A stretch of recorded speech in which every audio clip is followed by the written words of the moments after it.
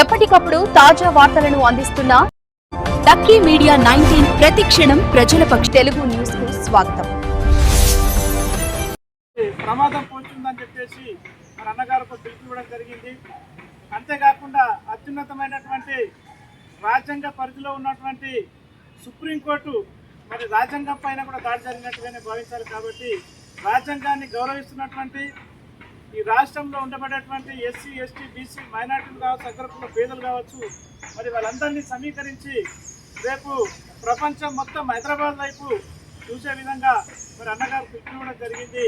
ఆ పిలుపును విజయవంతం చేయాల్సిన బాధ్యత ప్రతి ఒక్కరిపైన ఉందని చెప్పేసి ఈ సందర్భంగా తెలియజేస్తూ, ఏదైతే ప్రతి మండలం నుంచి మరి మనం 3 అనుకున్నా ఇంకా ఎక్కువ జన సమీకరణ చేసే అవకాశాలు ఉంటే కూడా మరి హైదరాబాద్కు దగ్గరలో ఉన్నటువంటి నియోజకవర్గం కాబట్టి మరి అన్నగారికి కూడా మన పిలుపునిచ్చినటువంటి రాష్ట్ర కార్యవర్గ సమావేశంలో కూడా మరి పటాన్చెరు నుంచి ఎక్కువ తరలించే ప్రయత్నం చేస్తామని చెప్పేసి మన అన్నగారికి కూడా గుర్తు చేయడం జరిగింది. కాబట్టి హైదరాబాద్ దగ్గరలో ఉన్న పెద్ద నియోజకవర్గము, ఎక్కువ నాయకత్వం ఉన్న జిల్లా నాయకత్వంలో నాయకత్వము, సీనియర్ నాయకత్వంలో నాయకత్వంలో కాబట్టి మరి ఈ నియోజకవర్గం నుంచి ఎక్కువ తరలించే ప్రయత్నం చేయాలని చెప్పేసి మీ అందరినీ కూడా ప్రత్యేకంగా మరొకసారి విజ్ఞప్తి చేస్తూ, ఏదైతే సిజేఐపై దాడి జరిగిందో దేశంలో ఒక సామాజిక అంశాలపైన కేవలం ఎంఆర్ కేసు మాత్రమే పోరాటం చేస్తూ ఉన్నది.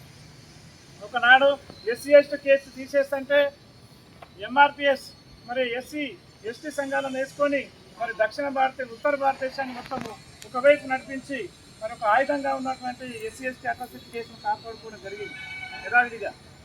ఇప్పుడు సిజేఐపై దాడి జరిగితే కూడా మరి న్యాయ వ్యవస్థ పైన ఒక దళితుడు సిజే అయినందుకు మరి బూటు విరిచినటువంటి సందర్భం కనిపిస్తుంది. మరి దాన్ని కూడా ఖండించి అటువంటి మరి సంఘటనలు పునరావృతం కావాలంటే ప్రభుత్వాలు కూడా మరి అలర్ట్ కావాలంటే, అక్కడ ఉన్నటువంటి న్యాయ వ్యవస్థలు కూడా అలర్ట్ కావాలంటే మనం పోరాటం చేయాల్సింది.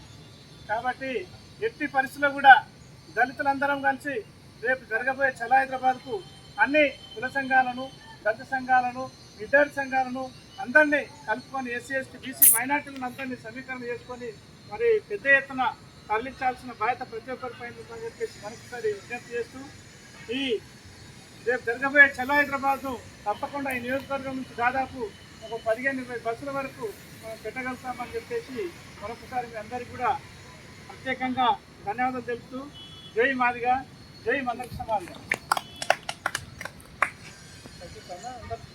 బయట దిగుదామా? ఇక్కడ